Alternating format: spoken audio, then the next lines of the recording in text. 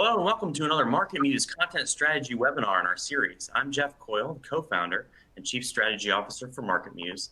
I'm so excited to be joined today by someone who knows content and really understands the way to get to the bottom of customer journey mapping, customer journey planning, in our title, Customer Journey Planning, How to Save Time and Publish Better Content. Joining me today from NPXL is Kim Scoppetta. She's the Senior Director of Content. And Kim, tell me a little about your mission, how you got to your role today, and the types of things that you're thinking about working on every day.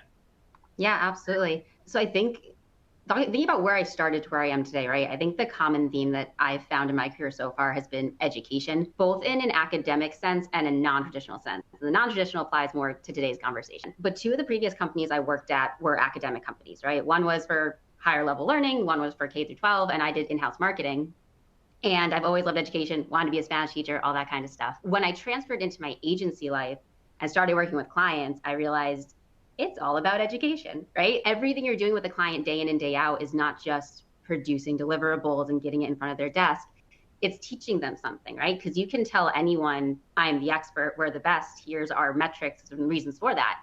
But once you can actually understand something well enough and impart that knowledge, like that's my goal day in and day out, because that really proves something to the client. So fast forward now to being at MPA, I came in to create the content team, hire all of our writers, build the processes, build the products, all that kind of stuff. But it's still every single day educating users and our clients in terms of what SEO is, why it's important, what content is, and educating my team and making sure we're at the best practices in the forefront of SEO.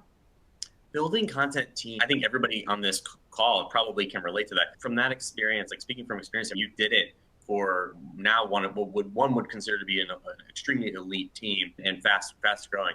What's the most significant things that you've learned? Hey, we've had on the show, we've had Amy Eitman from Content Team, who now builds teams as a product and service. We've had from Elite Editing, Jennifer Rotner, who is a kind of an idol of mine for building content teams. And we've heard some things about like education is critical, internal education. But what have you learned from your content team building and how to retain team, how to build them? Like what have you learned from that?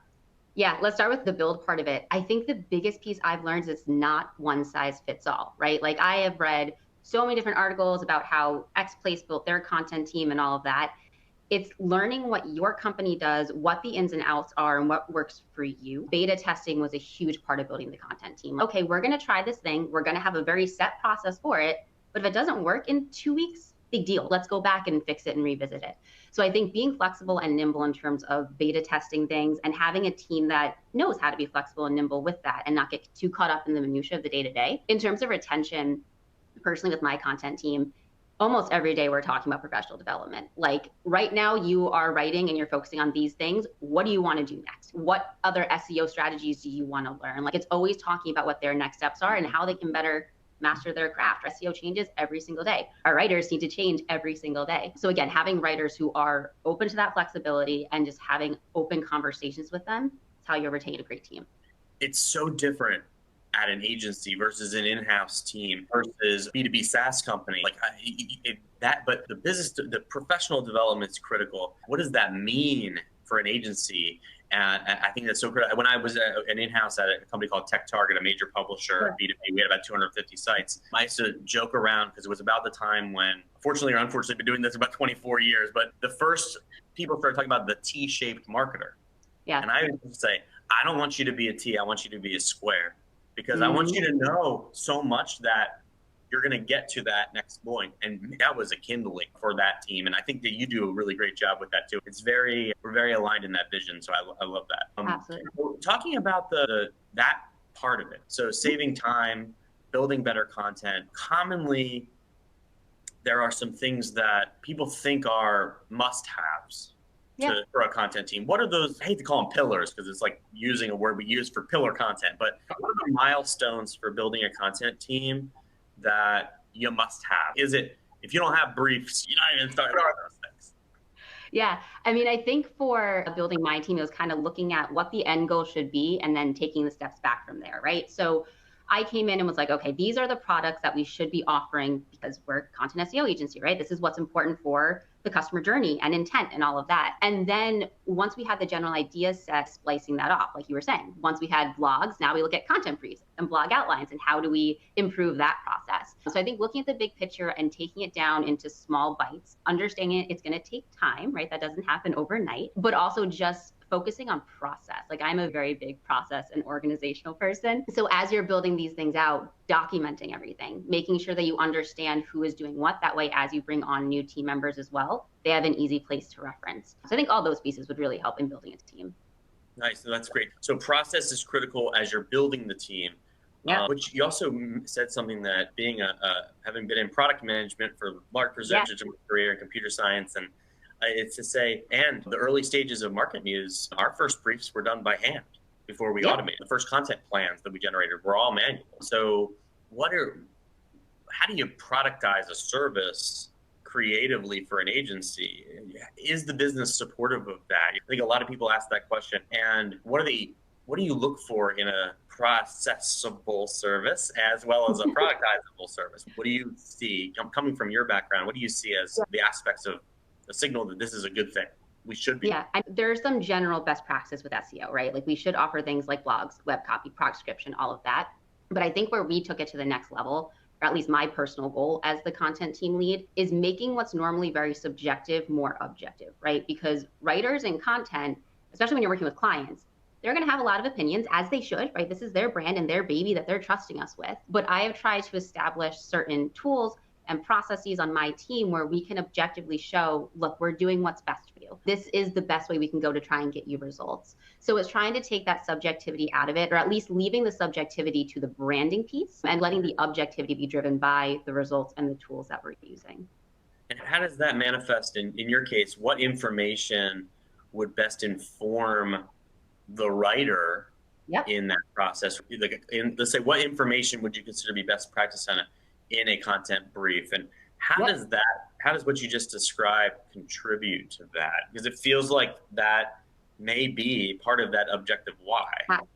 Absolutely. Content briefs and blog outlines are a huge part of what we do. I would say the biggest pieces for a writer to have when they're actually jumping in to start is, of course, the keyword research, right? What is the SEO value behind this? What is the volume and the difficulty of all these keywords? But then the biggest piece that I found that really helps them get past that subjectivity point is questions to answer. So things like people also ask, starting to think through those natural language processing type of topics. So what are the related entities to this that we want to make sure we cover? That way we can really create content that is comprehensive, right? It's not going to cover every single piece, but the goal is to have someone come to the page, learn what they want to know, and not have to click back and search for something else, right? So I think giving those questions to answer for writers is extremely crucial.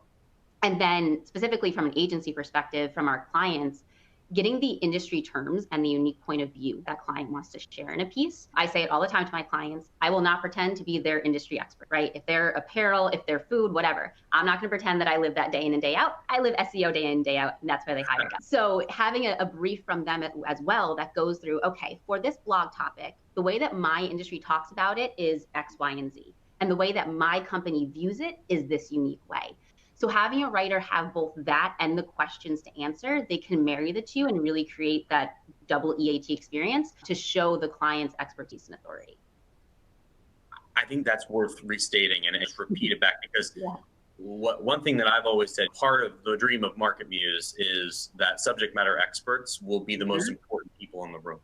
But so many writing agencies and content, call them farms, why not, will produce content without integrating the fact that their voice is critical.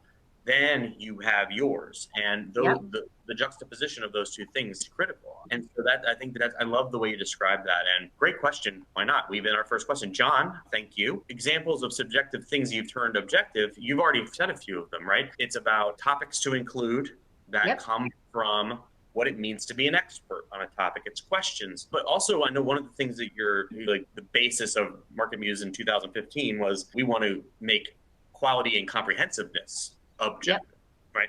And do you do anything taking that to the next level? What is high quality to you? How would you like take that to the next level? So high quality to me, at least with content that you're searching for, I think the coolest part with SEO content is each of us is in the user's seat every single day, multiple times a day, right? We go to Google, I don't know how many times a day, and I'll search for something. Being on the opposite side of that and making content, the way that it's quality and objectively quality is if you were the searcher typing that into Google, and if you pulled up the page that we wrote, would you have everything you wanted? There's so much frustration when you're a user and you try to find an answer and it's not there. To me is that pull marketing, right? Giving users what they want, when they want it, where they need it. And as long as you're putting yourself in the user's shoes and providing that experience, that's all quality is. And that's how you make it much more objective. Yeah, I like that because it speaks to, in our case, we're always looking to highlight things that would be differentiating, but important. So if you can say something is, hey, this is a way to make it, you're truly unique. Or because what's your alternative to do that with data? Your alternative to do that comes only from that subject matter expert's head. Exactly. So if you believe that brainstorming is the way that you're going to have beautifully efficient content plans, good luck. You can see that in the data. You can look at your performance. The average editorial team produces content. 1 out of every 10 pieces is successful. Sure, yeah. And even ones that use data. And I've seen some great editorial leads without using data be maybe in the 20%, where 1 out of 5. But I've also seen teams hit 60 to 70% when they're using the types of things that you work with at NPA and that we obviously supply, can bat 50%. And it just changes everything. First of all, you got to know what your batting percentage is, and maybe your slugging percentage, because every once in a while people smush those together. Yeah, you had that one big win, but you couldn't have predicted it. And you got to know, you got to get that into a place. What it does is it builds trust for your agency. It builds trust for your team. If you're confident that it's going to be successful, we can build those things. And that gets into, I think, the topic for today. And it really gets into, but before we get into intent and before we get into customer journey mapping, though, I think there was a good question that came in from Elizabeth about your processes, a little bit more in depth. Do you require clients to improve blog outline? Do you offer that as an optional? I'm adding a question to Elizabeth. Thanks, Elizabeth, by the way. Is that an add-on product? Does it cost more? What is that? What does that look like for blog assessment and approval? Great question. So there's a couple different answers to that. If a client is receiving a blog over a certain word count, right? So we're really going comprehensive and in depth on this. We do require there to be that additional blog outline item, right? And whenever we have a blog outline with a client, they do approve it. Like normally we touch base with them beforehand and make sure we have the expertise information they can provide. We put the blog outline together. They review it, give feedback, all of that before we touch anything that we're going to write. So typically for longer pieces, it is more of a required thing because, like I said, we have more words to cover and we never want our words to be fluff. So we need that experience, that expertise, which we get through the blog outline. That being said, any client can opt into receiving a blog outline. Even if they're creating a 500-word blog, if a blog outline is going to help them better understand what we're creating and give them more of a sounding board for feedback, of course. Because especially being at MPXL, we work with small to medium businesses. So a lot of those businesses, they're just starting out in marketing. They don't really know how to talk about content. So giving them the option of those blog outlines gives them a basis of, okay, you're not going to see the final written piece and have to tear this apart and figure out what we wrote. You're going to have something first that kind of sparks that brainstorming for you and gives you a basis to go off of before we write. That being said, even if we don't do blog outlines for every single piece, there's still that process set up of, okay, let's talk to the client first and make sure we have the information we need, the industry terms, the topics to avoid, the buzzwords in their industry, all that kind of stuff. So at least they have an idea where the piece is going before we even jump into it. I think it's most important when you're dealing with teams where this content isn't their day-to-day, maybe, or isn't something they've been doing for years, because the worst thing that can happen in that scenario is that they're thinking about content. And this is where I think most content producing outputs, I think I named them something before that I probably shouldn't have if I ever caught my tongue, but they are serving payload, basically content as payload. It's not content as a process. And then what your brain does, and we're going to get into this with some AI talk later, what your brain does is it judges the output, right? Yeah. So you get, if I've never bought content before, or I get, what do? I read it and I judge it. Guess what? This thing is amorphous. There was a process that built it. Let's say one additional paragraph that only you would know because you're a subject matter expert would make this thing shine. It doesn't mean that wasn't a good use of your investment. Like, it got you off the ground.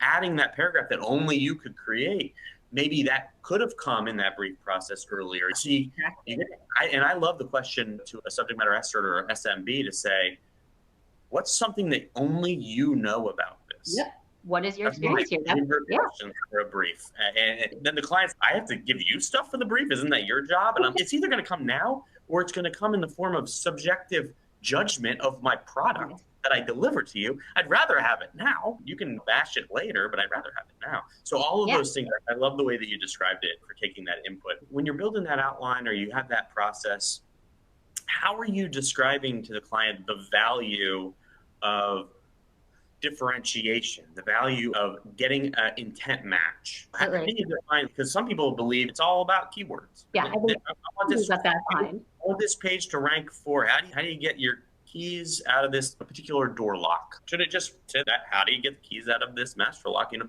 and that's it, right?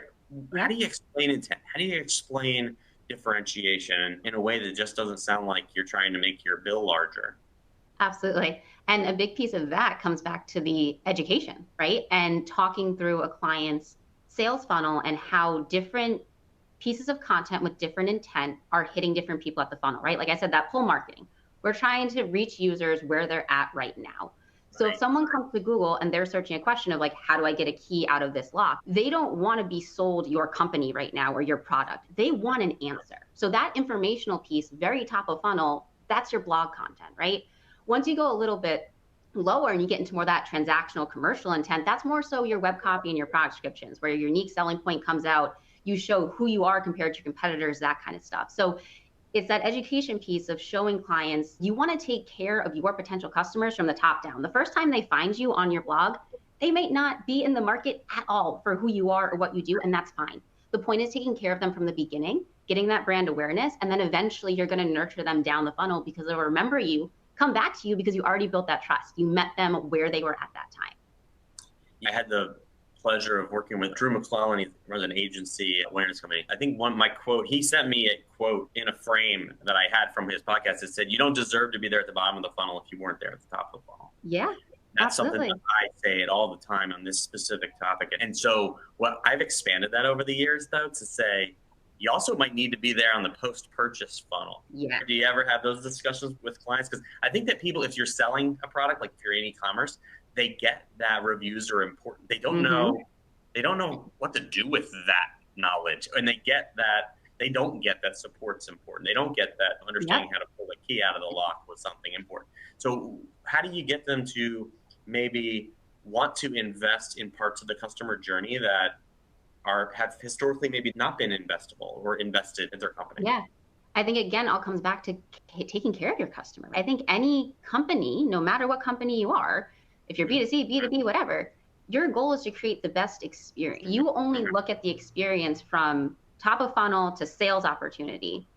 You're only looking at your customers as a sales opportunity. Like that's it. That's all you're seeing them on. You're not seeing them as humans who are going to continue to have a relationship with you after the sale is done. So I think what you said is so key, that like after the sale happens, you still need to take care of them, offer the support, reach out for feedback, whatever it is, because you've now created a relationship with someone who clearly trusted you enough to hand over their money or whatever it is. Utilize that relationship, talk to them, keep them engaged, because otherwise you're going to set a bad expectation. And what happens after they make it through the funnel will inevitably affect the top of funnel again, because word of mouth is going to happen. People are going to have a worse reputation around your name. So yeah, I think that's extremely key, is still keeping the customer in mind even after they purchased. Give them strategy of how to use this thing more, how to get the most maybe things that they wouldn't expect. And that's why I love talking to teams that have support forums that they're under optimized, or they haven't thought about how to weave and turn reviews into possibly editorial or those types of experiences, because they can be groundbreaking. I had a conversation with a large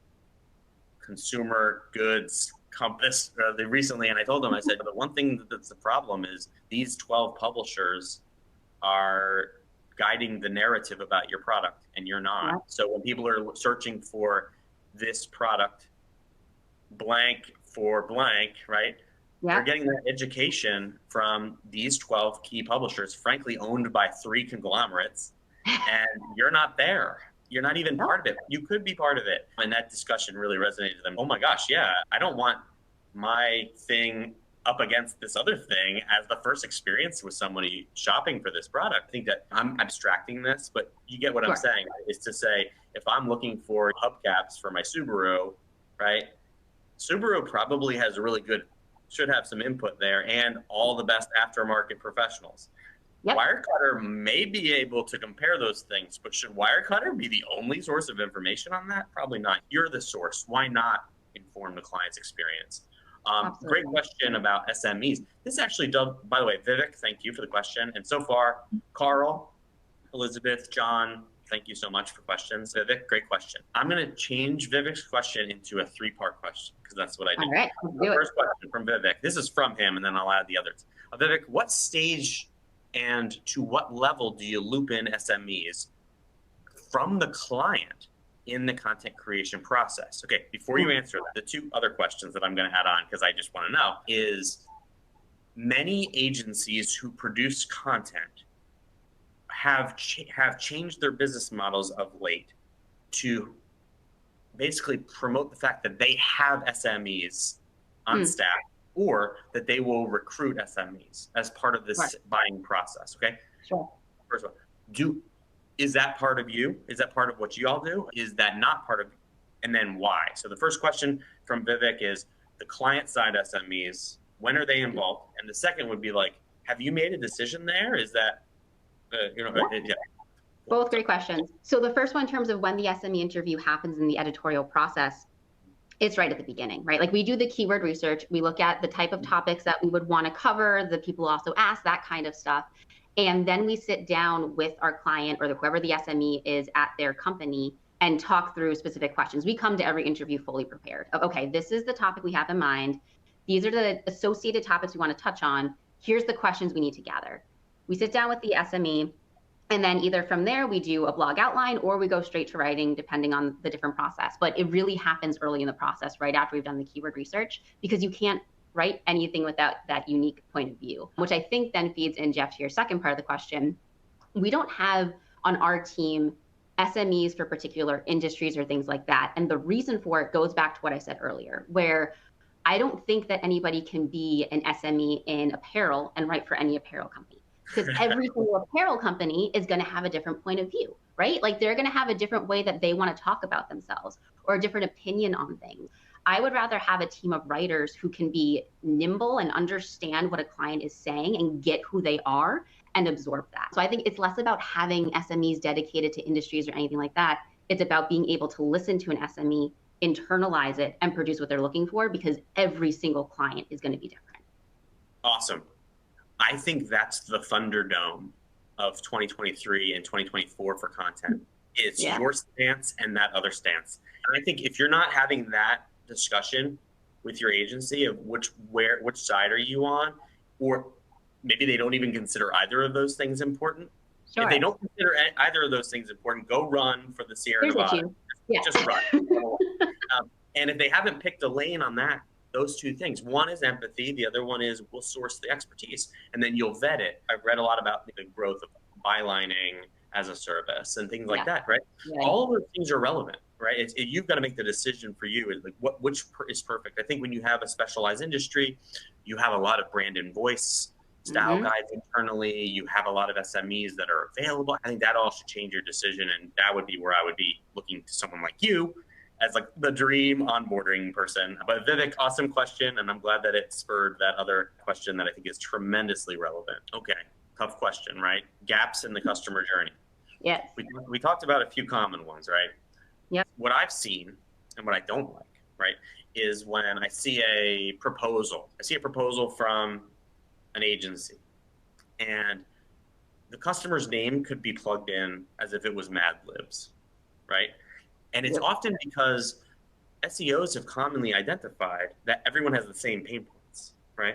They all don't do this, that, and the other, right? They all don't have really solid pillar pages for their core topics, all right? How do you differentiate what you do with gap analysis and customer journey analysis so it isn't Mad Libs?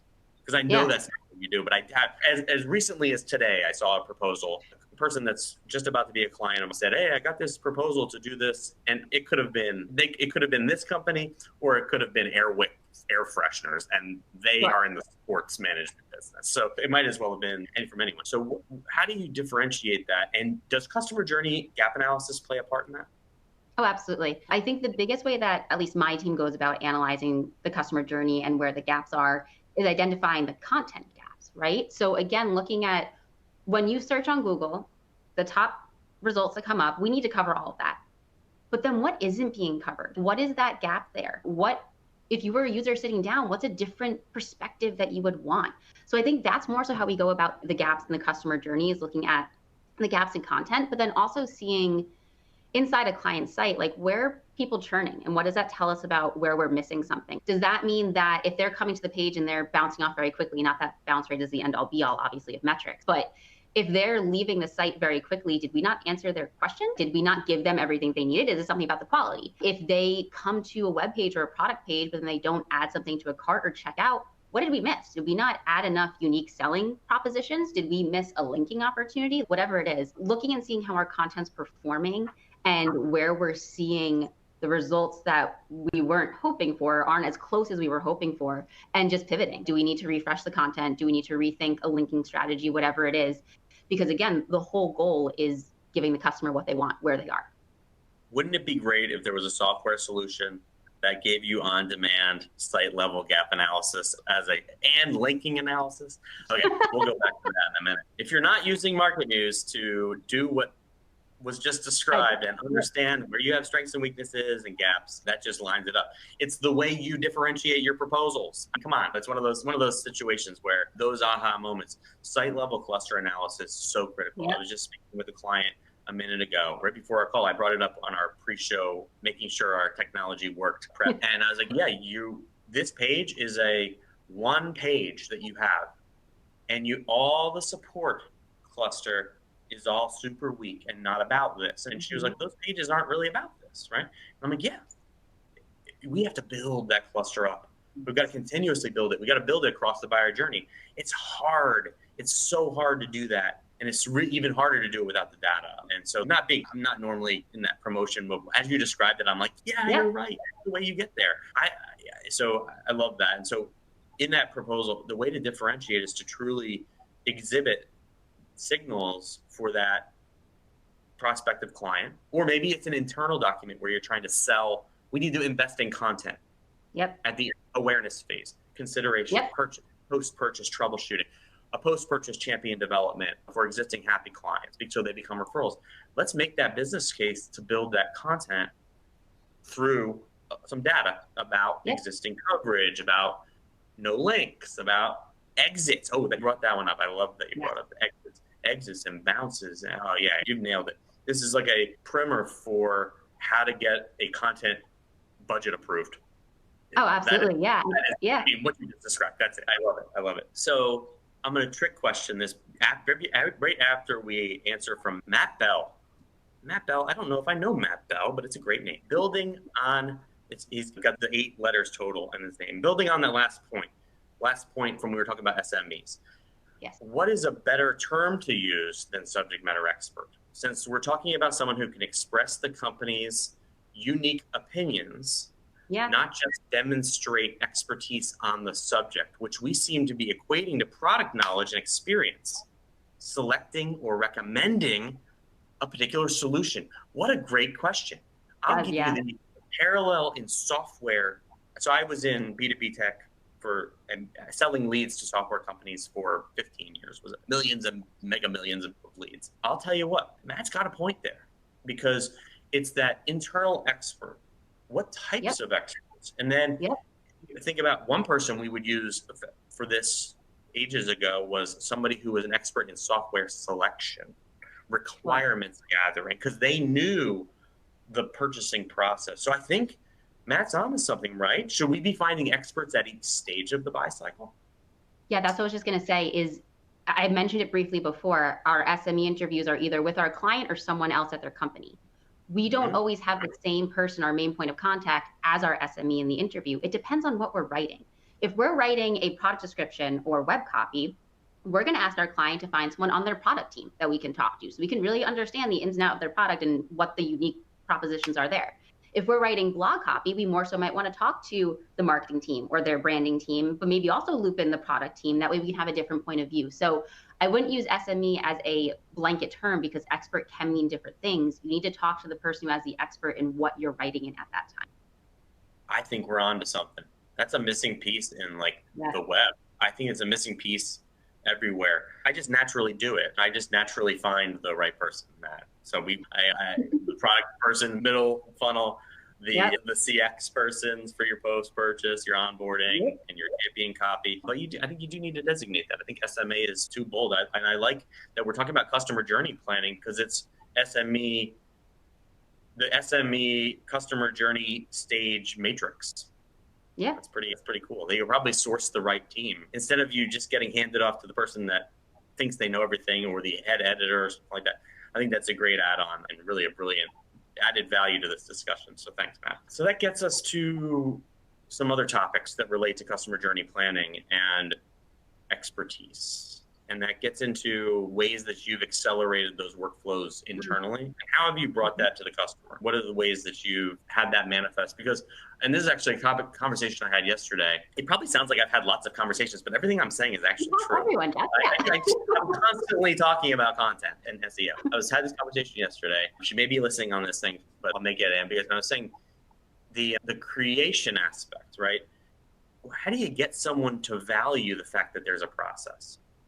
When you're just giving them content at the end of the day, can't they just buy it and as if they were going into a telemat and they just pull content, they got it, and they get? How do you make the process worth the not just thinking about it like payload? Yeah, absolutely. I think it's showing them the quality at the end. Like we've had clients before where we've offered doing SME interviews or blog outlines, and they said, no, let's just go ahead and create the content and see how it is. And the content itself is great. But to them, they felt like it was missing something. They felt like it was missing their unique point of view or their branding. And so we said, okay, let's take a step back and let's try that SME interview process. Let's try that blog outline process. And then the piece they got at the end of that, they were so much happier with. So I think showing them that the legwork really creates better quality. Also, what I always say to clients is, sure, this might take a little bit longer before we start writing to gather the information, but I promise you, it is less time than it would take you to edit the piece afterwards if we went into it blind. So all in all, net, we are still saving them time. It's just happening at the front part. We still produce great quality content, and then they are happier with the result right from the get-go, and they can get it faster onto their site. Yeah, feedback loop, time. Yeah. The joke I always tell in content marketing world, I believe, or content tech, one of the two, Informa, one of my presentations was on content efficiency. I always joke, part of it I say, how much does content? And when someone's like, I don't know, $500? No, it costs a whole lot more. you count up all the time, all the opportunity cost. If you built a bad page, I think you got to get through that, and you got to think of, does this person actually think that content costs $100 a page, right? Because all the loaded cost is all the time spent touching it, updates, future update. It has future costs. You got to bake all that in and realize that, gosh, I better produce something great, or else I'm in trouble. I saw someone write 2K was the answer. So that's the chat. That's pretty funny. You just had 2,000 off the top. Think about this, folks. If you think it's $500, if you think the raw materials are $500 and you're operating at 10% efficiency rate, it's actually 5,000. And you're probably not even adding all the costs, right? That's when people's brains explode. You got to do it right. Yep. So the question then becomes the hot question everybody wants to hear, right? What advantage then do you have to integrate AI into your processes if they then just decrease the human labor that you're expending, and thus potentially couldn't that be devalued by the client? Right? Isn't there this current paradox because no one knows truly what's going to happen? Like how do you keep the value if you're integrating elegant implementations of technology as part of your agency? Yeah, I would argue it's the opposite, right? It's not devaluing what our humans as writers do. It's actually allowing them to focus more time on the strategic part of it, right? Like we never use AI to straight up generate content. We use it as a tool, just like all the other tools we have in our belt, to make that manual part upfront faster or allow the writer to find inspiration faster. That way they now focus more on the strategic part, the part that no tool will ever be able to do, what the human mind is doing, the research into the brand, understanding the SEO and content strategy. So with AI tools, I think it's giving us even more value and allowing us to spend more of our time in a way that will benefit the client long term. Yeah, I think that's the dream. The dream is that we let people do the things that they are really great at or that they only can do. And then you, as somebody who's a service provider, it's the stuff that your team is really great at. And if they spend more time on that, the outcomes would be even more magical. So it starts to think about, if you use this and the end goal gets dramatically better, you sell that. Does that then become part of your sale that the key, folks, is it's a paradox. I'm generating content or I'm using generative AI, and it feels like that should actually cut time, thus be less expensive for me to pay for. However, what I'm actually getting is something much more beautiful than I would have gotten with that. That is the paradox that the entire market's going through right now, which is why it's a scary ass time for everybody. Sorry, I just said ass, but that's what I'm saying. And so now the question is, and I'll be Matt appropriate here, doesn't that make the customer journey appropriate subject matter expert the most important person in the room? And so in your case, these are content strategists, these are SEOs, the ones that really know that game and know high production value, maybe imagery and conversion rate optimization. Those people become superheroes, don't they? Exactly. That's exactly right. AI, I see it as a tool for efficiency, a tool for just improving operations. It allows us to focus more on the unique point of view, the nitty gritty, sit down with the client. That's what's going to differentiate. Like, the thing with AI is it pulls knowledge that already exists, right? And my goal with content is to always provide that point of view that doesn't exist yet, because it's not out there in the world. So yeah, it allows our content strategists to really focus on that piece of it. So how do you write for trust?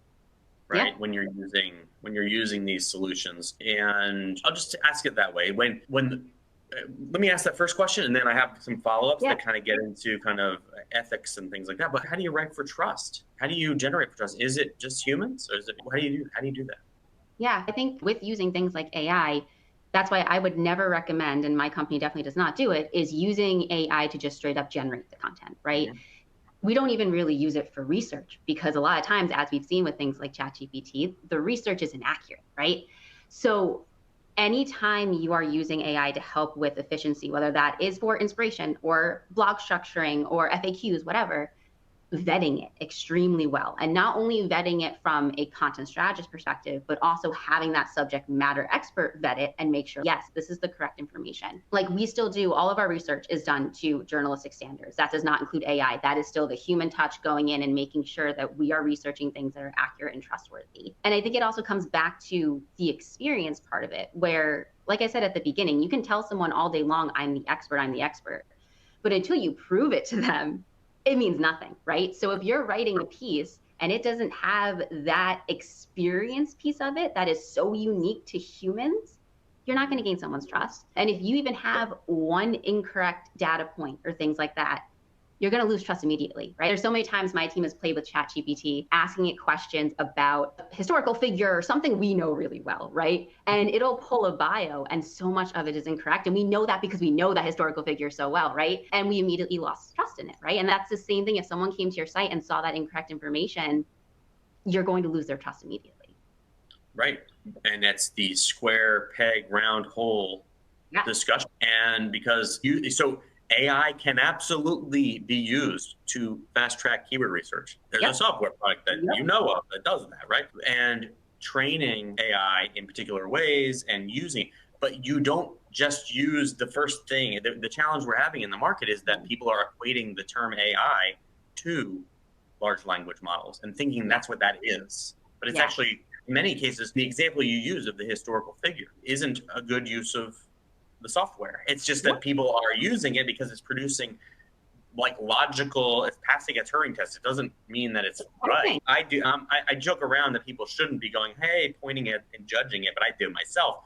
I have a tweet about hockey facts because I know way too much about hockey. And I'm like, see, it's the biggest threat to content right now is something that reads appropriate, but isn't the only person that would know it's not right is the expert. So like the fact that Andre Vasilevsky won the Conn Smythe in 2020, but it told me that some other guy won it, right?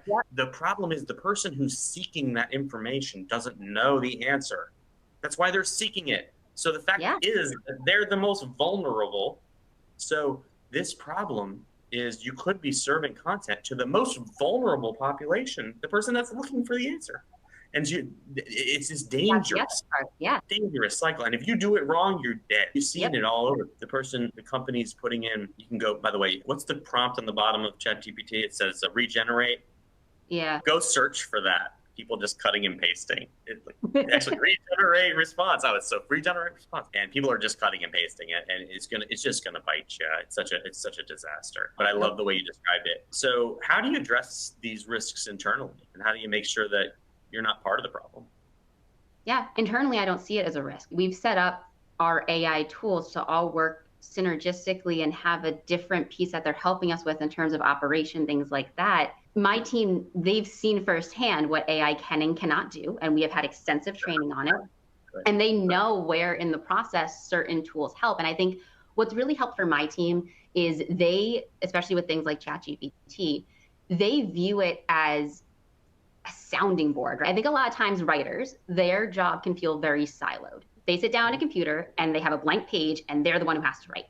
Having something like ChatGPT to like give ideas to or hear ideas from, you don't take them at face value, but it allows you to have a little bit of that back and forth and open up the silo. So I think that's really helped to eliminate any risk or fear of using AI in an inappropriate way because of the way that we've viewed it for our company and the way that the writer views it. It's someone who's there, it's a thing, but you know what I'm saying. The AI is there to be a sounding board and help you make that blank page not as blank faster, but it's not someone who's going to do your job for you. Yeah, I think we're just in that scary early adoption, immature phase. These were democratized very early. They're relatively immature. The use cases aren't understood. You have millions of people being introduced to something for the first time. You're going to have so much misuse. It's not the equivalent of ubiquity for a software tool or a software tool that an industry knows about, but people outside of the industry don't know about. So I think that for the first time, SEOs are dealing with a situation where everyone knows about something that they couldn't just use for themselves to make them smarter. And I'm saying that with the love of somebody who's been in SEO forever. I'll give you an example, like Screaming Frog. Screaming Frog's been around forever. Many agencies have built their entire business on outputs of Screaming Frog. It's because no one outside of our industry really knows what the hell that is. But ChatGPT and LLMs, very few people knew what they were. We released a product a few years ago. It's some of the elements of NLP are the basis of our technology. But many people, this is the first time they've ever had access to anything generative. By the way, ChatGPT is not the first NLG product. There's been an entire industry for almost 10 years. There's macro SEO companies who have been building the landing page for every Domino's Pizza local outlet. You might not have liked the content, but this has been around for a very long time. It's just in different flavors. And so I think that there's a first experience type of thing. So how would you recommend to somebody who, let's just say they're never going to work with an agency, they're always going to insource it. How would you recommend they use AI? How would you recommend they use large language models, whether they're going to use OpenAI's API, ChatGPT, whether they're going to use open source or a number of the ones that are out there? By the way, there's 7 or 8 of them. It's not just ChatGPT. And now Bard's even out today. Hopefully you got your invite. It's really quite cool. People are hating on it, just like they did with the hockey example. But they, meaning me. But yeah, go check those out. How would you recommend someone who's not going to buy? Yeah, I think my biggest advice is don't be tempted. The scariest part with AI right now is if it generates content for you, it generates it confidently. It's so easy to want to just believe that it is perfect quality content and you should take it and copy and paste it. Do not be tempted. I think it's the same thing where years ago, everybody thought keyword stuffing was how you did well with SEO, right? It's the same thing with this, where if you try to find a shortcut or a hack, odds are it's not going to work long term. So view AI, like I said, as a tool. It is there to help you, to assist you, to operationalize, to get you started, to get the gears turning, but just don't lean on it fully. Lean on yourself, your expertise, experts in the industry, and use it as a tool, not an end game. Yeah, I love that. Think critically of it as part of your arsenal. If you're not adding value, in the end, you're not adding value, is one way I speak about it. And You got to be adding value. And the other thing is web.archive.org is your friend. I'll just say it. If somebody's preaching about this, go back to their old case studies and look at how many of those sites crashed and burned from these crazy ideas that they have. People change their case studies all the time when the sites that they're talking about crash. Ain't cool. All right, so back to some questions, some awesome ones. RD, I'm gonna answer this one even though it's specific to MarketMuse. Me and all of my competitors use MarketMuse. How can we get ahead of those competition? I'll add to that. Me and MarketMuse, we're all using some sort of technology to build great content. How do you get ahead of them? That's my question for you. Yeah, I think it's the way that you leverage it in the tool belt you build, not to use the cliche analogy, but there are so many different tools, obviously MarketMuse being one of them, that can synergistically help you and get you to the best place. And I think it also goes back to what I was saying earlier about building a content team. It's not just about the tools that you use, it's about how you leverage them, the processes you create, and the people you have using them. Sure, if everyone in the world had MarketMuse, that doesn't mean they're all going to produce the same quality content, right? It's still going to be the person behind it, the training you give them, how up to date you are in the industry. So I wouldn't worry about the other tools that people also have. It's, can you leverage them better, and can you stay at the top of your industry in the way that you're using them? Yeah, in the grossest weird situation where you all have the same topical authority, you all have the same everything, and you've written the best possible page, and you're really just looking to say, I've done all I can do. The way you do it, by the way, is to build support structure and make sure you're covering all parts of the buyer journey. It's not about one page. And you're also looking for people using low quality software tools and that are optimizing in bad ways. That's always how it's been, folks. You're always looking for gaps in your competitors. You're always looking for things that you can do that they can't do. The answer to your question is blue ocean content. And you can look up Jeff Coyle, blue ocean content. It's content that only you could write. That's everything. We're the same. You need to figure out what's special about you and that only you can write. And some tips: use the data that you have at your disposal. Use your inside information. Use your special knowledge. Use everything that Kim's mentioned. It's what makes you special. Awesome. I love this. Okay, so specifically to NPA from David, do you showcase your final result compared to what an NLG output would use to illustrate how much better it is what you build and how much better it is that you have the value you provide? That's novel. What's your thoughts on that? That's a fun one. That's an interesting question. I love that. That is interesting. I think so we don't show a side by side of like we wrote the like first of all, it hasn't been around long enough to do that and see results. Yeah. But either way, from everything Google has told us and all of the updates they've made to their guidelines recently, they care about double EAT, right? So they haven't said, oh, if you use AI, we're automatically going to ding you.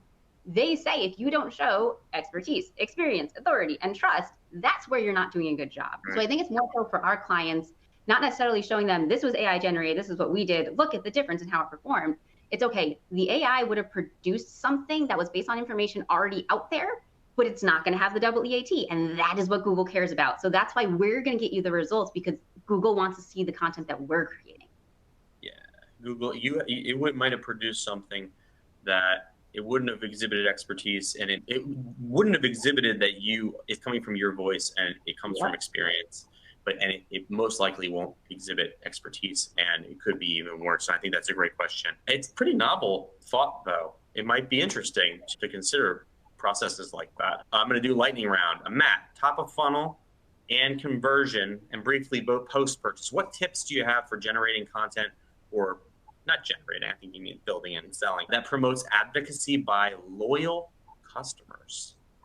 Ooh, I think this goes back to what I was saying about taking care of your customer, right? From beginning to end. So whether you're just meeting them for the first time, care about them as much as you do when they're adding something to their cart, and care about them as much as you did then as when they're done with the sale, right? Because then they're going to come back. You're feeding the funnel and building that brand loyalty. Treat your customers as a friend, as someone you care about. You want them to trust you. You want to trust them. And if you give them that experience, they're going to stay loyal. Yeah, I think that manifests in so many ways. I think it's take stock of how much content you have at each stage of the buyer journey. Do you have arguments internally that people say, that early stage awareness content doesn't generate leads, so it's not as important? Because they don't understand that it's an entire cluster. The whole cluster you have about that topic works together. It's like a big blob. And post-purchase customer content speaks to questions from your customers, internal search logs, internal search logs, great inspiration. If you don't have content that answers those questions, look everywhere you can from people. Ask them via chat, ask them via email, think critically about where they are. Great question. I love that. But those are some ideas as well. Elizabeth, ideal content team, what's the role of editors? At what stages do they intervene? With a client approved outline, do you still undergo developmental editing? Good question. Most people don't know what developmental editing is, so I'll let you also describe your perspective on developmental editing. Sure enough. So for us, our editors play a role of being the second set of eyes from not just a grammar and spelling perspective, but also a branding perspective, right? Like we have, when the writer sits down, like I described, they're sitting down to a blank page and they're siloed in writing that piece. The editor comes in as someone who's looking at it for the first time. They can give a fresh perspective and make sure everything was included in there. So I don't know, I think that the editor can play a couple of different roles, whether it is spelling, grammar, branding, whatever, but no matter what, it's just someone being that second vet, that gut check to make sure everything that we wanted to cover was covered and was covered correctly. Yeah.